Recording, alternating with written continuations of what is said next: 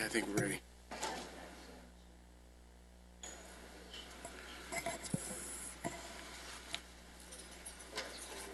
Are you good? Good.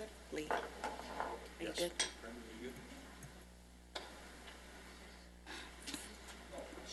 No, not at all, not at all, Lee. No, I just wanted to check with you.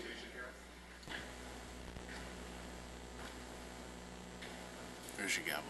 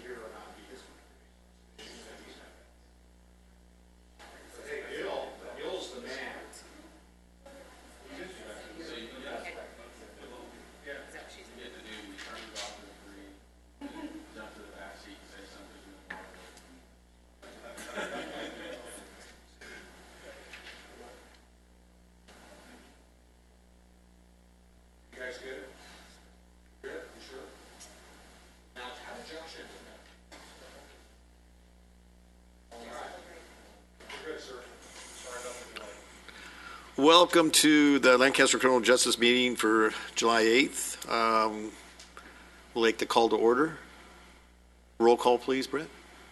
Commissioner Brown? Present. Carter? Present. Harris? Present. Smith? Vice Chairman Little? Present. Chairman Vieira? We have a quorum. Great. Would everyone stand for the Pledge of Allegiance? Mr. Carter.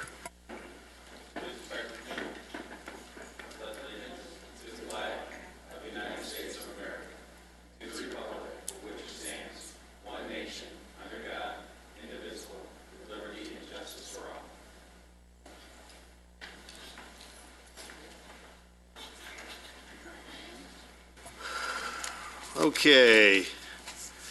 Presentations. Nothing? Okay. Well, we'll have a presentation in the sheriff's departments. Right. It'll be incorporated in the Okay. Well, let's move to the approval of the minutes then of June 10th, 2015.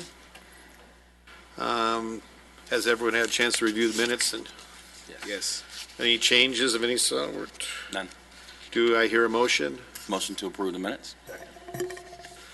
All in favor? Aye.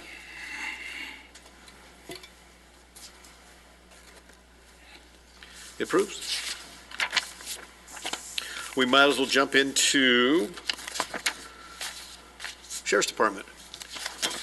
Before we start, Vice Chair Little, Yes, sir. I'd like to just, today where our presentation is moving forward, as you can see, Jim is not here. Jim is actually working on a citywide project right now in one of our other departments. That's pretty important, and he's working through that process with them. Now what we have is Josh is going to be doing the presentation today as it relates to the CompStat and our area stats, along with some other things he has for us.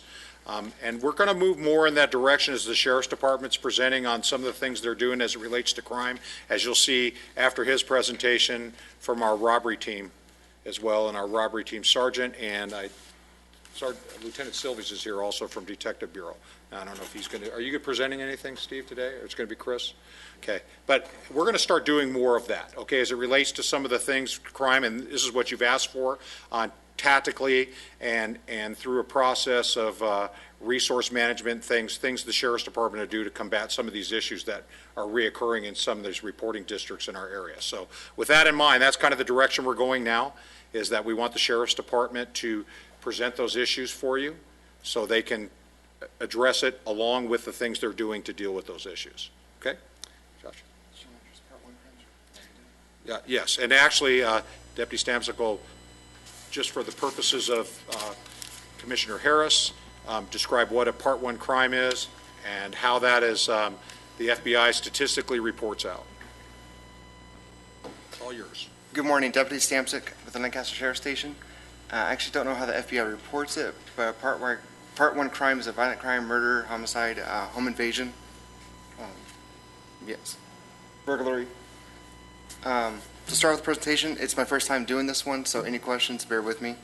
Stats that were done by the crime analysis for June 2015. Violent crimes is 51. Property crimes, 314. Total Part 1 crimes, 365. Violent crime arrest, 102. Property crime arrest, 52.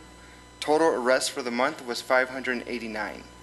A unique earn issued is just the file number for all our criminal reports. That was 1,683 for that month of June. So Lancaster City total Part 1 crime counts by the month, year to year. So from 2013 to 2014, right? Yes, all the way up to June 2014 to June 2015. As you can see, it's rising a little bit in the beginning of the August.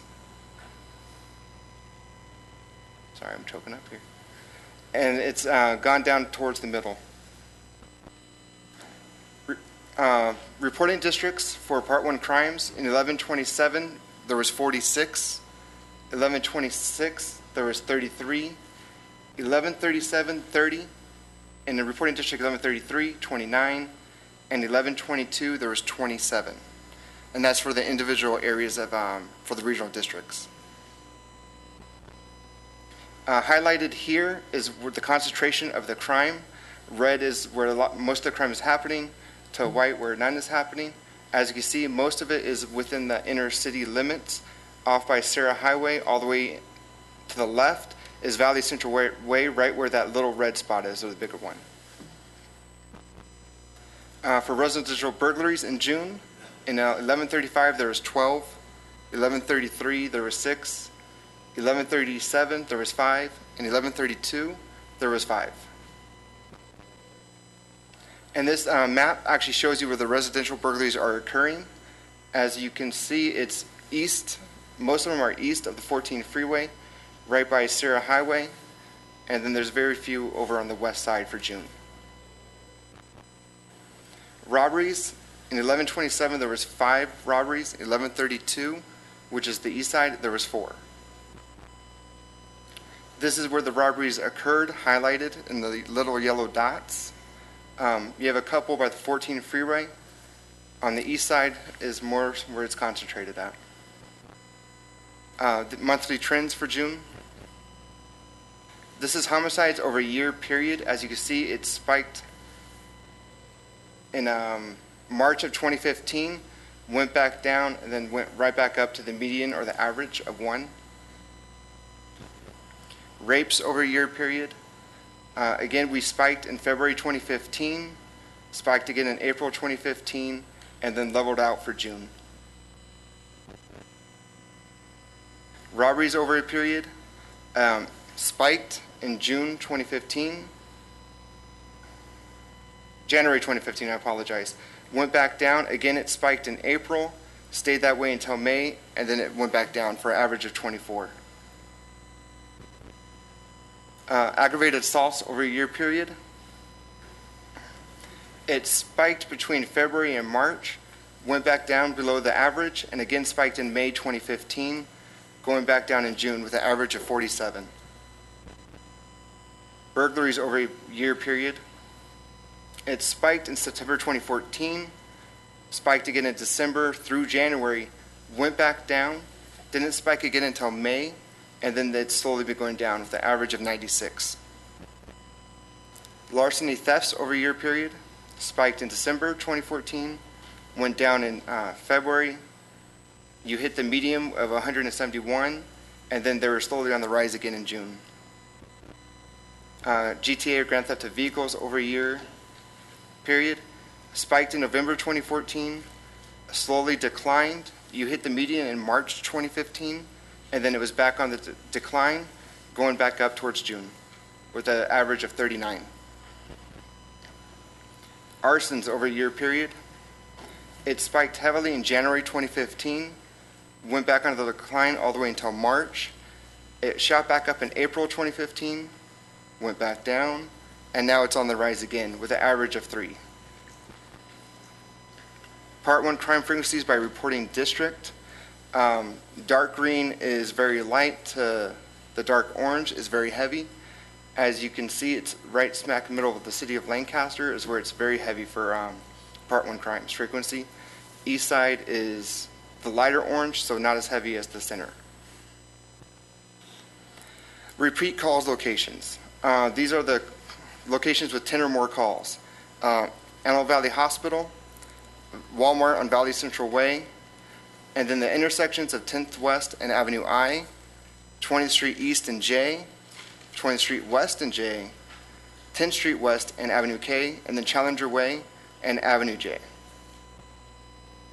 All the data sources that were collected were all crime counts are from LARCIS in accordance with FBI Uniform Crime Reporting, which is the earn. Per UCR rules, violent crimes are counted by number of victims, not incidences. So if you have a assault including 9 people, it includes 9 stats, not just the one incident. Arrest count. I'm good. Arrest counts from Arrest Query Tool, which is a tool we use. Earn count from LARCIS, and the repeat calls from Palantir, which I do not know what that is, to be honest with you. The crime analyst at Lancaster Station did put this together. He will be here next month for you to properly present this presentation. Any, The FBI Part 1 definition. Okay, the Uniform Crime Reporting UCR program divides offenses into groups, Part 1 and Part 2 crimes. The UCR program collects data about Part 1 offenses in order to measure the level and scope of crime occurring throughout the nation. The program's founders chose these offenses because they are serious crimes, they occur with regularity in all areas of the country, and they are likely to be reported to police. So the FBI UCR code is a uniform code nationally, and the crimes that they pick, now it's interesting if you look at the difference between Part 1 and Part 2 crimes, because you'll see larceny as a Part 1 crime considered because of the frequency factor and the likelihood that it occurs everywhere, uniformly across the country. But there's sex offenses that are as considered Part 2s that are not reported as Part 1 in those databases. So it's, if you look at it by definition, and I'll make sure I send this to you for everybody to have, along with some other things I'm going to present later on. But it's interesting if you look at how it's categorized. But if you, that definition tells you why they categorize it that way, just because of frequency. So larceny is obviously the most common crime that's reported to the police nationally. So that's why it's considered in the Part 1 crime database, even though it may be not raised to the same egregious level that other crimes that are Part 2 is considered, which we rarely discuss. Okay? What is aggravated assault? Aggravated assault is something that's not just a simple assault, okay, or a simple battery. It's aggravated, like a weapon's involved, assault with a deadly weapon, assault with force likely to produce great bodily injury, okay, just statistically how the sheriff department reports it, how it's managed and categorized as an aggravated assault. Lee and Josh and Lee, looking at some of these areas, are these the same areas that we're dealing with every month, almost in the red zones? I got just a comment. Go ahead, Josh. But no, one of them is, and one of them is not. Actually, statistically, as you saw, is 1126. Okay, actually, 1135 is actually down for this month compared to, and that's based on the concentrated effort of the sheriff's department for the last probably 45 days in that area. So there's been a big impact. But if you saw like in 1137 is still hurting us with burglaries, you know, that's where our numbers, but again, we're concentrating some efforts and resources in that area.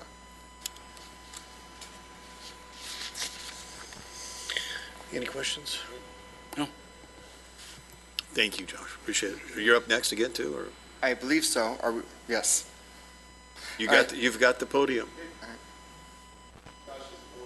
Hey, you know what? Great job. You know what? Oh, Yeah, I didn't realize it was showing that much. no, not at all. I dressed spiffy just to distract you guys. Yeah. So, I don't think anybody up here has bitten anybody in probably 3-4 months. So. good to know, sir. Good to know. For the Crime Commission report for June 2015, the burglary suppression team, they made 15 felony arrests, 6 misdemeanor arrests, 1 probation parole arrest, 1 felony warrant arrest, 2 felony warrant arrests, 8 misdemeanor warrant arrests. Vehicles recovered was 3. 3 Ramey warrants. They conducted 1 parole probation search. They recovered stolen property of $137,000 in the city. They seized $8,000. Firearms recovered was 3, and they solved 13 burglaries in the month of June. For the narcotics team at Lancaster Station, they made 7 arrests while patrol made 20. Their misdemeanor arrests were 0 while patrol made 28. They recovered 38 grams of marijuana, 25 plants or units. Patrol 347 for grams of marijuana. Meth powder, which has actually been 0 up until this month. Patrol recovered 125. Narcotics recovered 2,640. Cocaine in grams, patrol has 18. Narcotics, 3. They conducted 3 search warrants and recovered 2 firearms. The land camp team, they made 33 felony arrests, 12 misdemeanor arrests. They recovered 2 firearms, and between all the illegal narcotics that they recovered or seized was $66,925. And that concludes my monthly report. Thank you very much, gentlemen. Any questions? No, thanks, Josh. Go ahead. Any questions? Yes. Okay. Hold on a second, Josh. The low methamphetamine seizures, is that due to heavier concentration on getting it off the street, or just not as many users, or? I couldn't tell you why it's gone down, because I know for the past couple months it has been high. This month, not so much. I couldn't give you a reason for the justification. Lee might know. Well, we've been redirecting resources to address some other issues, okay? And again, a lot of that is targeted based on working information that specifically the LANDCAP team and the narco team work those things. So there's always going to be hips and valleys in that, depending on how you're working a case and the paper chase on it and working informants and all those things. And then redirecting those resources. Remember, we're very heavily team-oriented here because that's worked very well for us. And, I'm happy to say, and this was part of what I was going to talk about later, but statistically how we're doing compared to other stations in the county, we're doing very well. I mean, we're seeing a rise in certain things, and some of that is attributed to legislation, things that are occurring, and our limited ability to keep people incarcerated based on the changes in the law. But as a whole, our station statistically, if you look at us, and again, these are part of the things I'm going to start giving you every month as you come in here with the reporting for the region. Like Santa Clarita right now, their crime rate went up almost 35% in 1 month. Really? Okay, ours is steadily, it's climbing, but in single digits, okay, where our neighbors to the south are not seeing the same thing. So the deputies are out working their tails off, okay, and in spite of all these issues that have been thrown at them. But the narco thing, as we all know that, especially with larcenies and thefts, probably have some tie back and nexus back to narcotics. So the more active we are dealing with narcotic users and dealers, the more successful we're going to be impacting some of those larcenies and things that occur in our community too. And that's exactly what the reason why I asked the question, because I was hoping that you would touch on that, is that a lot of crimes they're all connected. A lot of them are connected. You have burglaries that are, to get the money to buy drugs and so on and so forth. And I'm glad you touched on that. Thank you. Josh, great job. Thank you so much. Really appreciate it. Moving forward,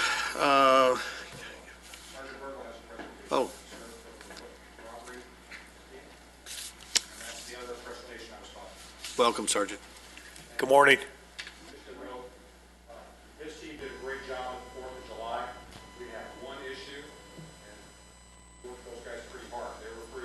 Our traffic plan worked really well, but that's the work they did out there, and we got folks out pretty quick. Thanks, sir. Good morning. My name is Sergeant Christopher Burgo. I'm assigned to the Lancaster Station robbery and burglary suppression teams. I'm going to talk about, give you a breakdown on our robbery team. Basically, our robbery team was formed in 2012 as a result of the increase in robberies in 2011. Lancaster Station assigned 3 investigators and 4 deputy sheriff generalists to the team. The primary duty of the investigators is to develop information and leads to solve their cases. Additionally, they see the entire case all the way through filing. The deputies, their primary focus is field work. They go out and conduct follow-up and assist with search warrants. Both the investigators and the deputies usually roll in, if needed, 24 hours a day to get on the trail of any robbery or any robbery with workable information so they can start following leads and solving those crimes.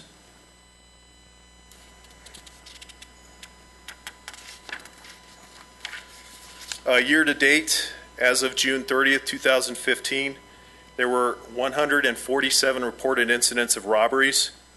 43 of these robberies were what they call Estes robberies. Basically, that's a shoplifting gone bad, where the person is stealing from Walmart or Target and they get in a fight with loss prevention. That's classified as a robbery.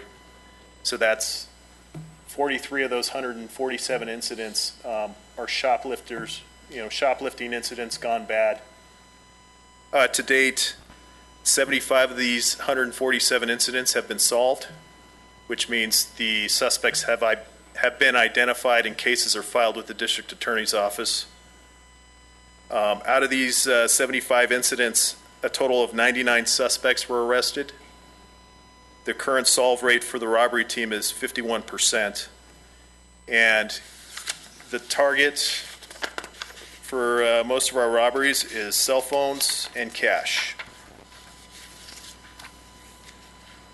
And if you look at the days of the week where the robberies occur, it's pretty much, I guess you have your low days on Monday, Wednesday, and Fridays. It's pretty much even across the board. Type of location, 55 of these were businesses. And like I said earlier, 47 of those were shoplifting gone bad. So if you subtract 55 from 47, those are the guys coming in with your guns or your banknotes or what have you and robbing the actual business itself, not just trying to steal something off the shelf. 5 of these occurred in the desert, which would be a dirt field somewhere. 15 of these in a parking lot. 22 were residential. 45 were on the street, and 5 occurred in the city park. Your primary weapon continues to be bodily force. Basically, bodily force is, punch to the face, what have you, any kind of personal weapon, punch, kick. Those are your bodily weapons. 39 were firearms, 15 were done by knife. There's 1 unknown, 1 pepper spray, 1 was done by a belt, 1 by brass knuckles, 1 by a hammer, and 1 by a glass bottle. Yeah, I don't know the specifics on that case. I've been with the robbery team for about a month now. The shift breakdown, the majority of these are occurring on PM shift, and Lancaster Station's PM shift runs from 1400 to 2200 or 1600 to 0 to midnight. That's the PM shift hours. 39 on early morning shift and 23 on day shift.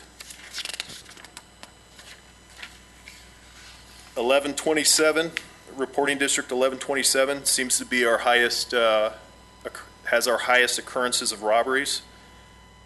Closely followed by 1126 and 1135, 1132. And it kind of tapers off from there. Convictions. One of the benefits to having 3 investigators assigned to the robbery team is they're able to spend time solely on robberies, which means they can, once they identify a suspect, they go back and they try and attach additional robberies to this suspect. If you look at our convictions here, you're seeing high numbers such as, I think we got 52 years to life, 15 years to life, 47 years to life, 57 years to life. And basically the way that's accomplished is by the hard work of the investigators who go back and they're not satisfied that they caught the suspect on one robbery. They go back and research similar MOs to try and attach additional robberies to this suspect or make him on additional crimes, hence the increase in jail time. The good thing about the high sentences is that the likelihood of that person coming out and committing more robberies is very slim, if nil, not at all.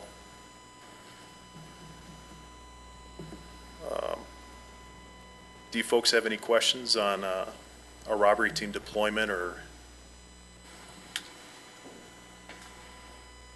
I do have one. How long for your average case? How long does it take to from the time of incident to the time of conviction?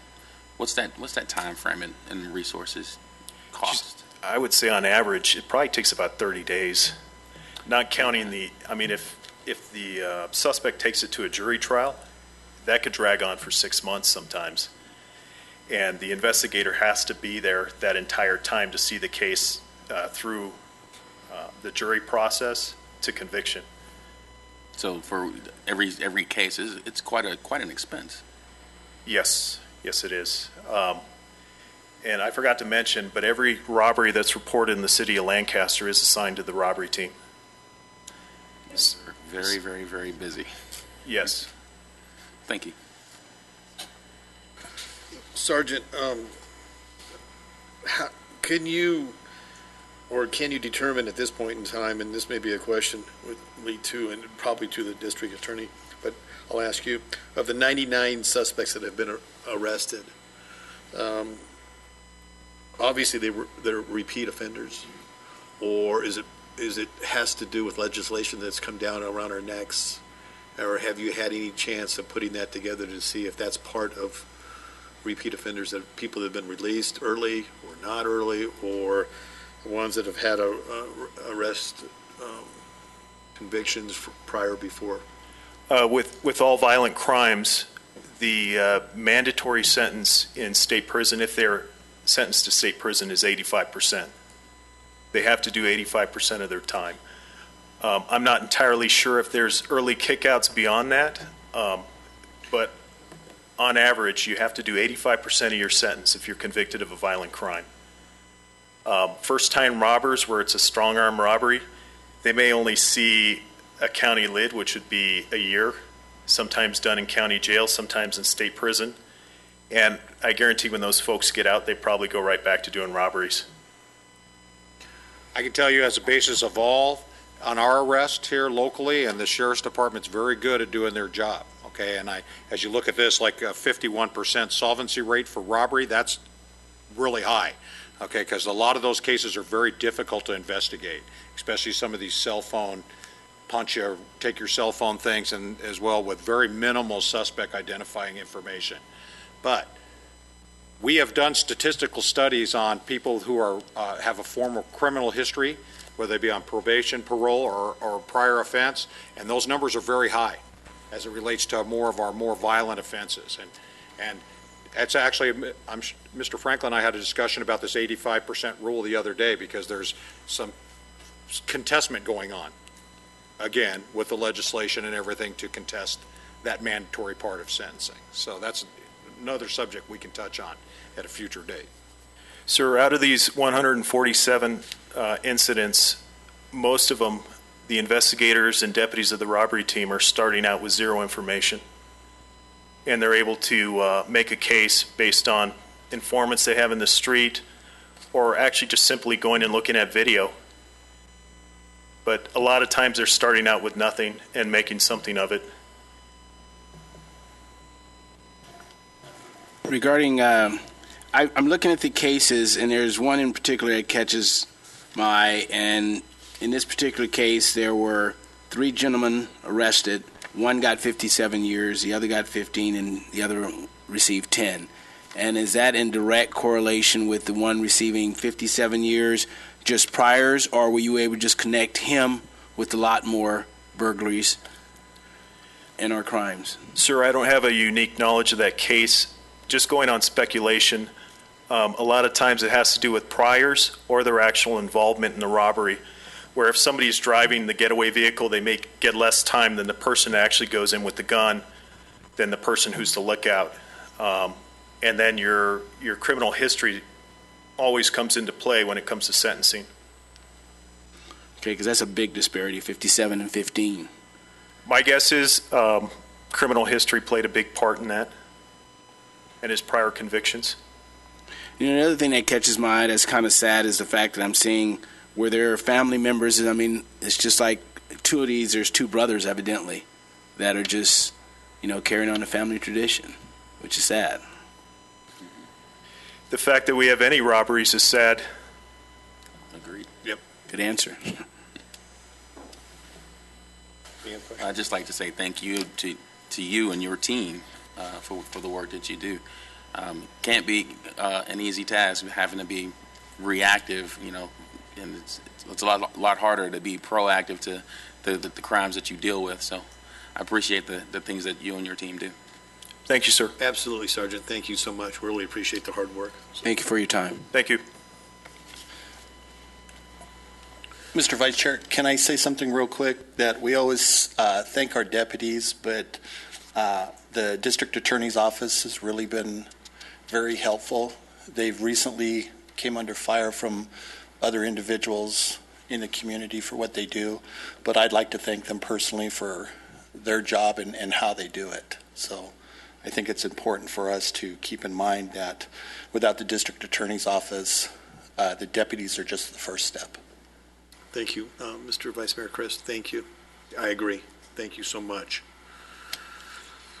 Gil, how are you? Good morning. Just wanted to share the a couple of statistics, starting with the 4th of July maximum enforcement period. We had 0 fatalities here in the Antelope Valley in unincorporated LA County. We had 8 DUI arrests. For the county, we had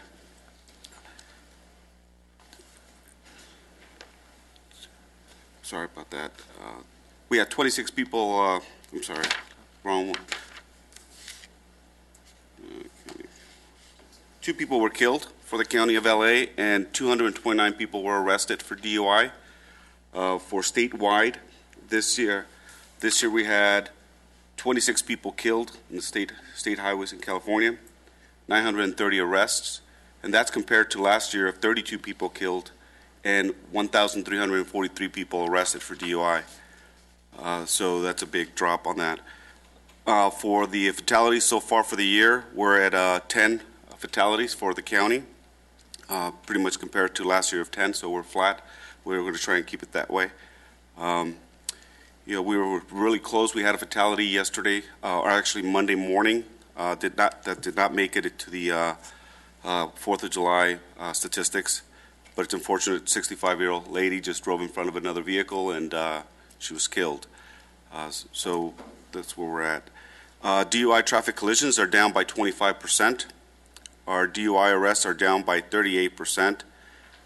For the county of LA, DUI traffic collisions are down by 4%, and DUI arrests are down by 22%. On a different note, we are still recruiting. Currently, we have our open application process all the way up to July 9th till 5 p.m., and that's for officers. For dispatchers, we're looking to hire in October. Any questions?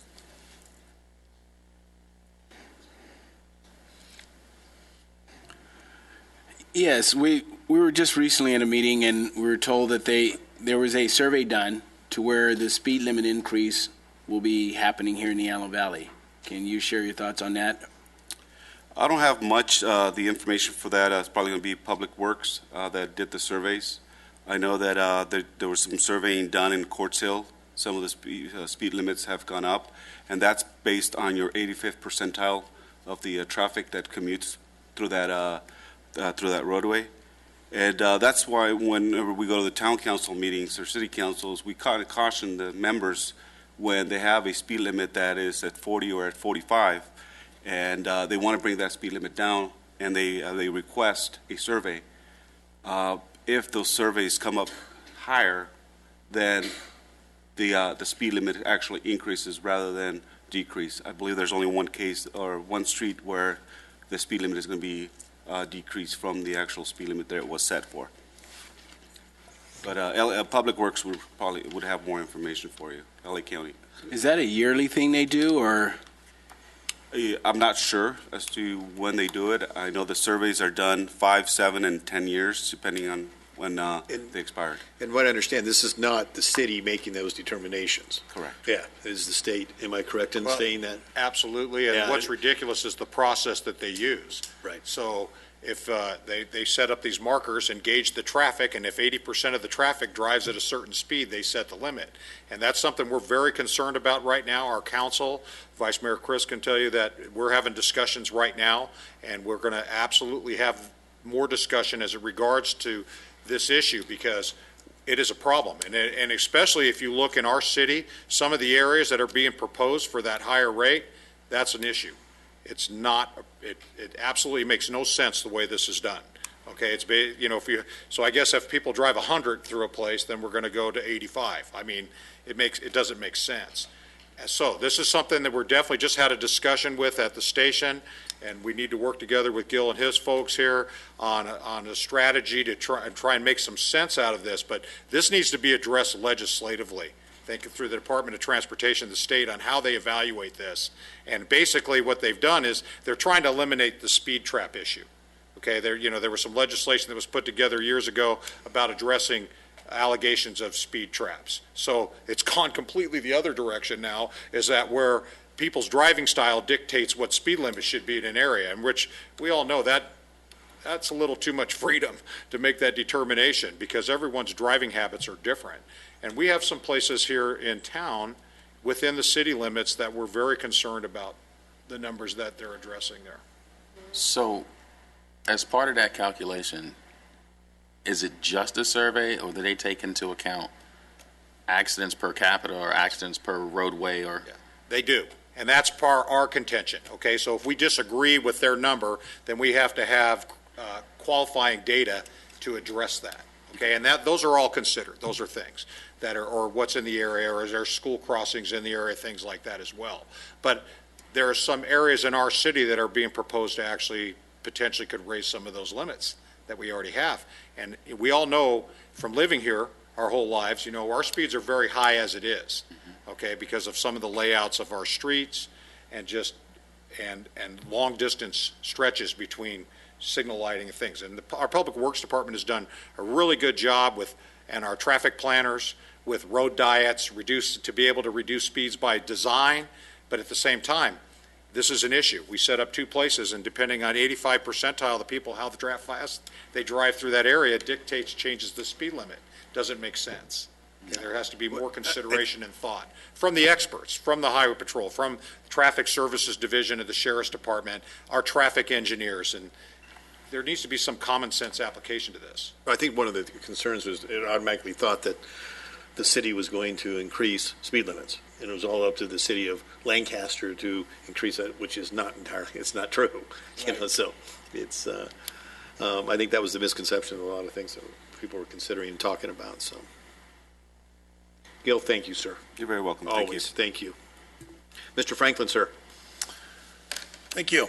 The filing statistics for June, again, are for all of the Antelope Valley, not just Lancaster, but it's consistent from what we've seen from January through May. We have fewer felony filings and fewer filings being submitted by sheriffs for the purposes of review.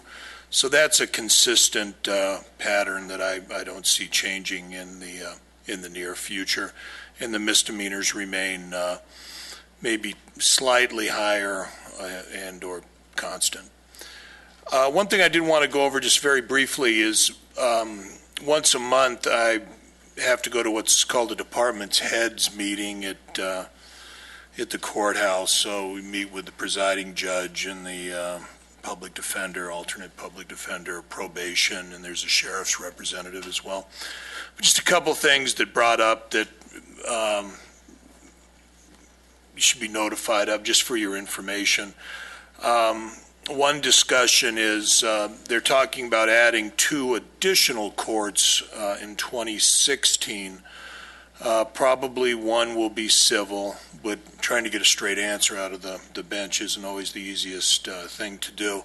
But the thought is one may be civil, one may be criminal.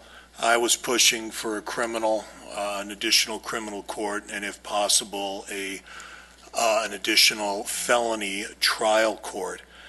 And I'm glad to have heard the robbery statistics and you, as far as some of the sentences we were getting. And the reason we get sentences like that is because we're willing to back up what we want out of a particular case by having very aggressive trial deputies who aren't gun shy at all, and I've got a real good crew there right now. Several, I think I've told you before, I've brought over from,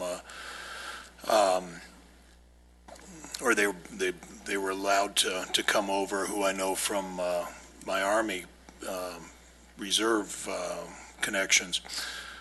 But you got to be able to back that up with saying, hey, we're going to go to trial. So the more trial courts, I'm good with that. So that was the big push I was making. The alternate public defender was also on board on that. But that's how you see those, 51 or 57 to life, that kind of, those kinds of sentences. So that's coming down the pike. I certainly hope that that's the case. I was also glad to see the Estes robberies up there, because that's force used to retain property, and that in fact is a felony, and it's a robbery. And when I was gone and deployed, some of those were being reduced, but we've since rectified that. And as I remember arguing with a judge downtown once, actually it was a very heated argument, but it was a purse snatch in a parking lot, and he was, well, what's the big deal? It's just a purse snatch. Well, I had to point out to him, apparently he wasn't very well educated, that you knock somebody, the statistics at the time, that was in the late 90s, someone over 65 who breaks a hip, the mortality rate was 50%. I think it's lower now because of medical techniques. But the reality is, it's not the hip that, and Doc Brown's going to know this better than I, the hip will heal up fine, but it's the all other complications that occur. The point being, it's very, very serious, and they don't always, the bench doesn't always quite get that when they're, especially if they're sitting, as this particular one was, in an ivory tower. So we do take that very seriously. The other thing that was brought up in the department heads meeting was in 2017. This seems to be a little more hazy and foggy, but they're talking about possibly bringing juvenile over to where the criminal courthouse. And that's just more for your information. I think it might be kind of a logistical headache for the sheriffs, but they're going to have to figure out how they're going to keep the adults and the juveniles separated and so forth. So those are the two things, and as I hear more, I'll certainly keep the commission apprised of that. Any questions? No. Dr. Brown?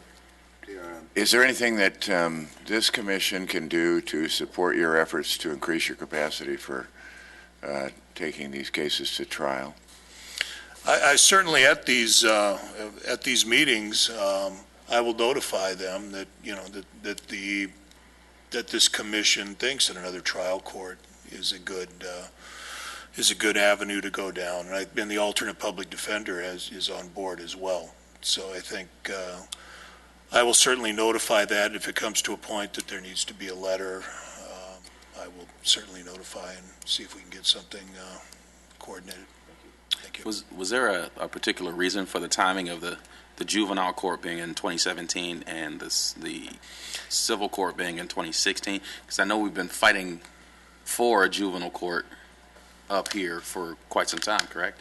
Juvenile traffic court, but that's not going. That's probably not going to happen. Oh, it was just juvenile traffic. Yeah, this is the juvenile. Okay. Yes,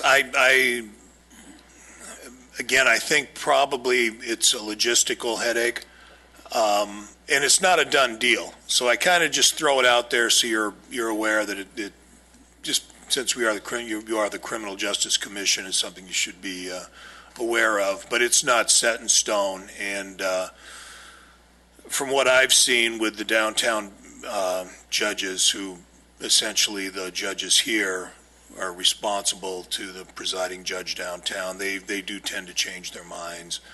But I think it's also a cost.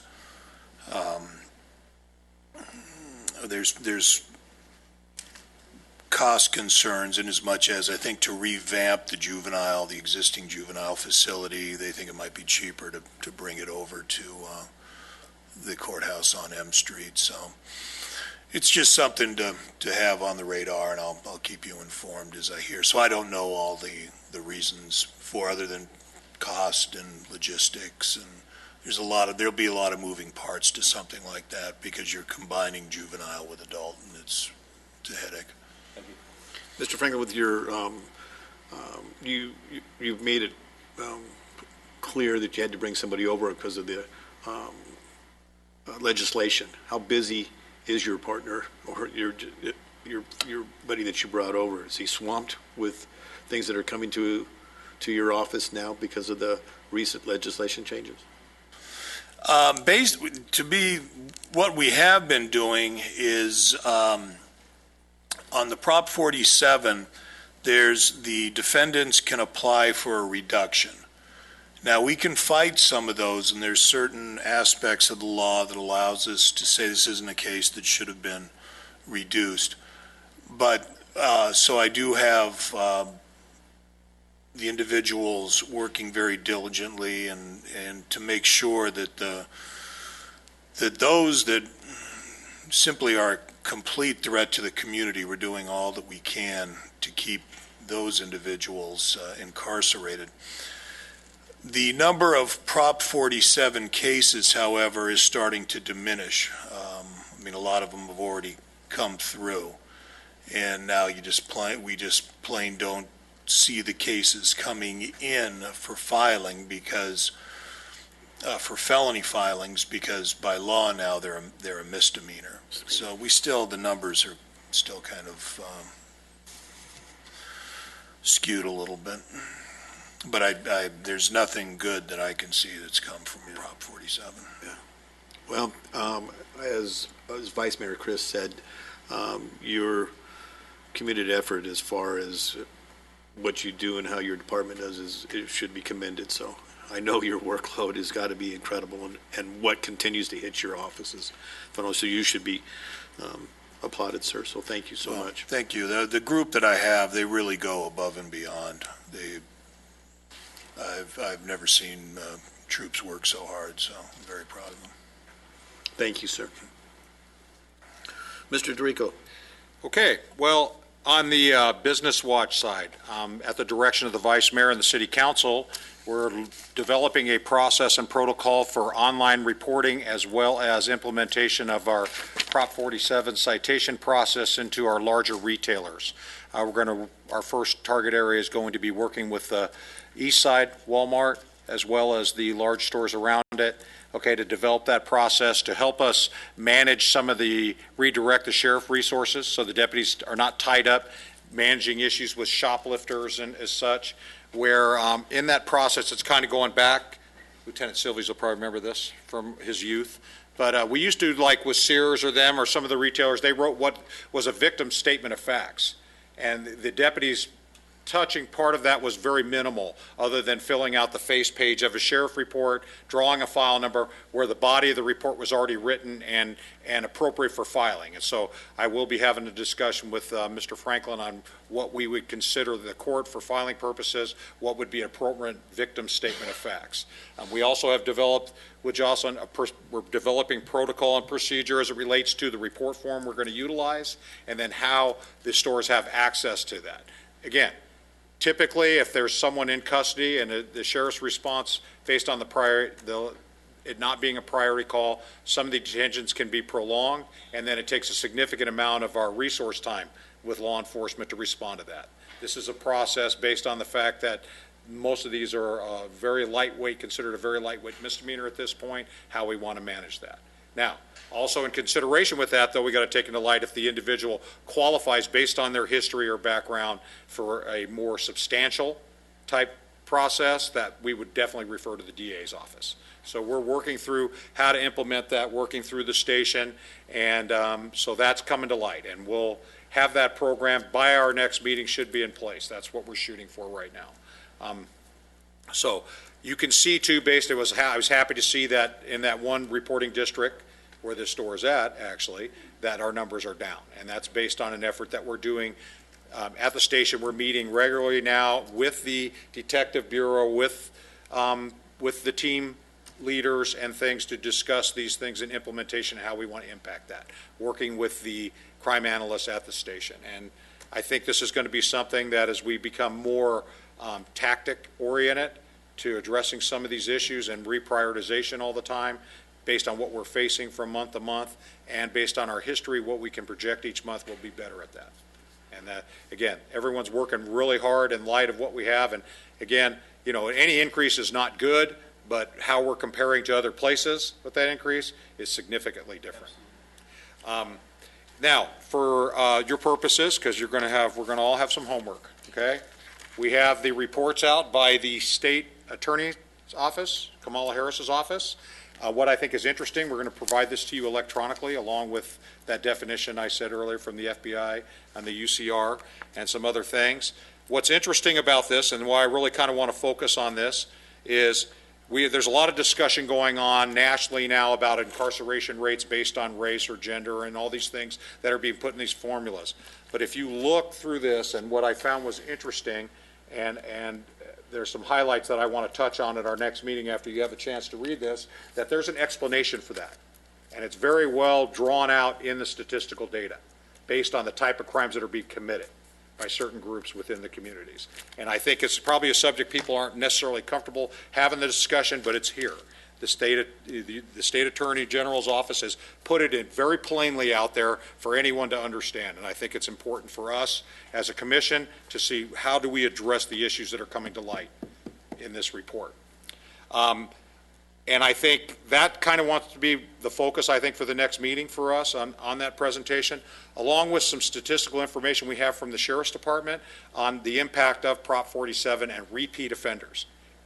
Individuals who typically would have been serving time in the county jail or in the state prison who are now on the street, reoffending continually and victimizing people in our community.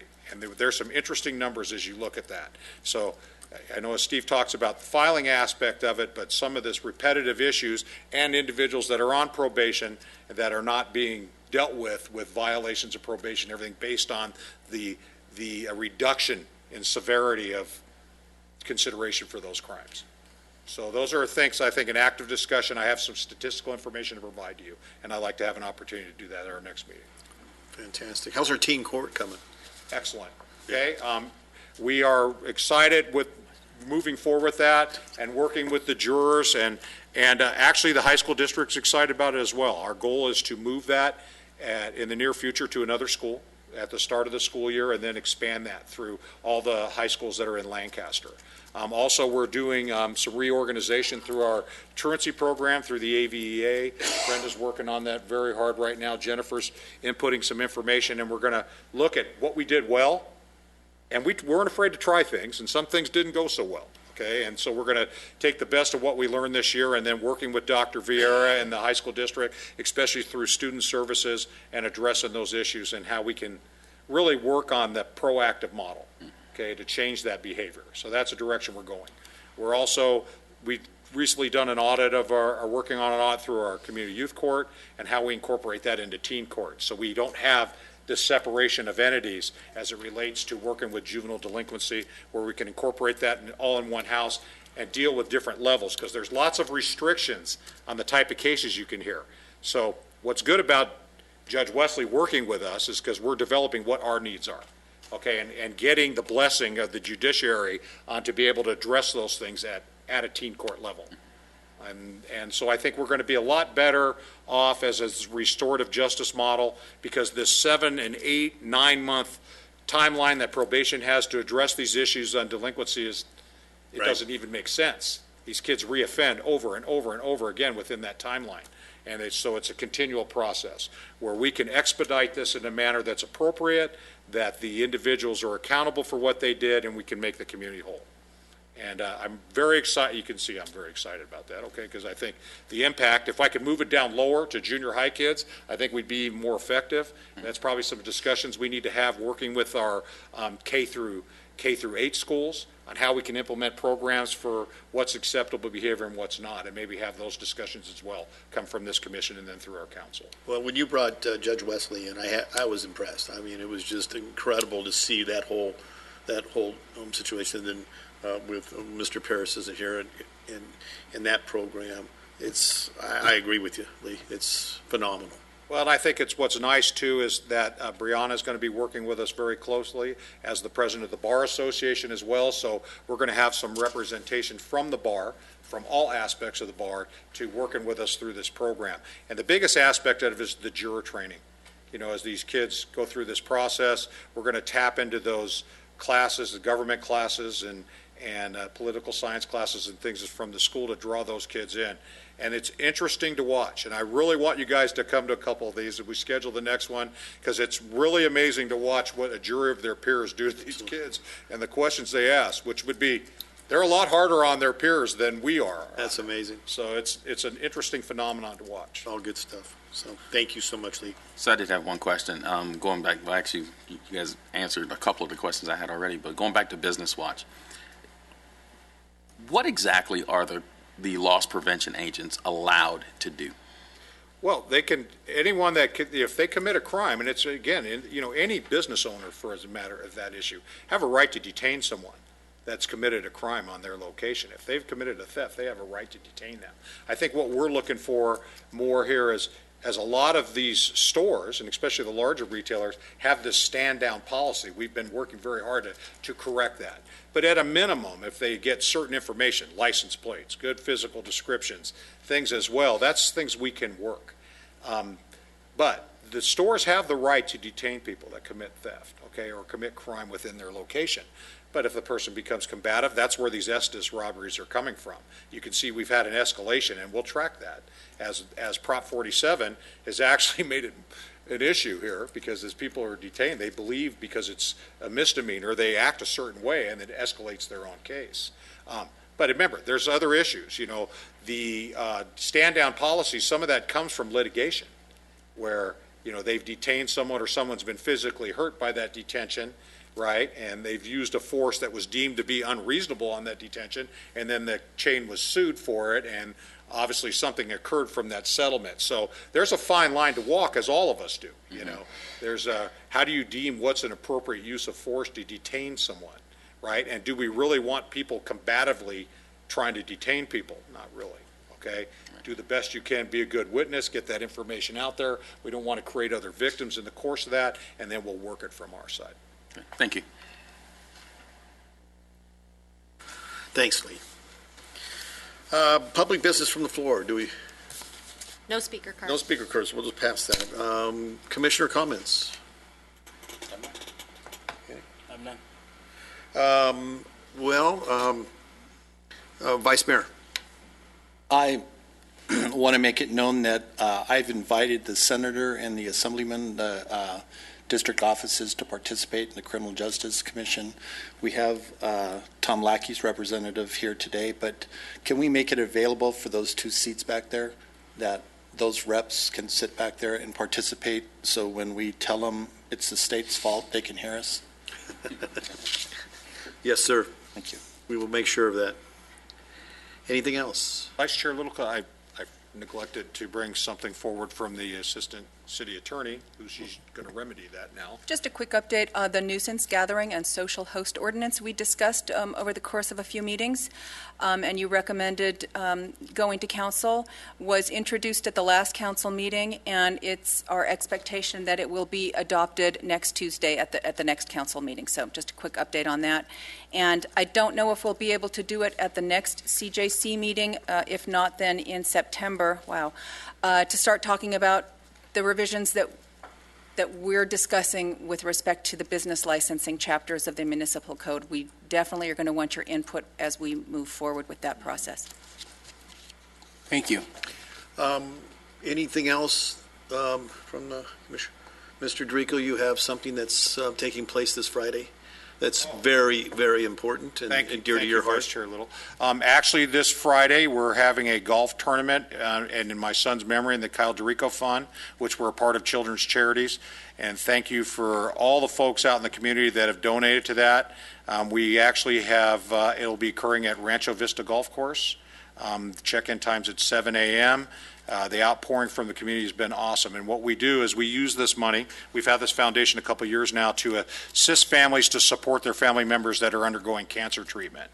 And what we found through the process, luckily for my family, we were fortunate to be able to afford to be there with my son through this entire process. But for a lot of folks, that's not the case. So this is to help those families be in place and what support we can provide to them.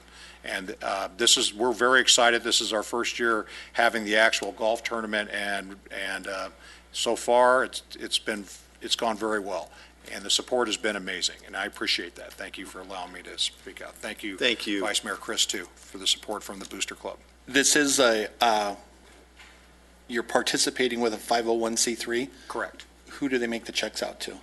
They make the checks out to the Kyle Dorico Fund, and the understanding I had for not putting the number on it was there was an issue that the bank was concerned about with having that number out publicly. So the checks are made out to the Kyle Dorico Fund, and they are processed through the eMarts Foundation with Children's Charities, and we're a part of Children's Charities. So the Kids Charities of the AV Correct. is actually processing, so it's tax deductible? Yes, sir. Thank you. Thank you. Thank you, Mr. Vice Mayor, too, for all you've done. So thank you. Thanks, Mr. Dorico. Anything else? No other things? Then we'll stand adjourned until our regular meeting Wednesday, August 12th at 10 a.m.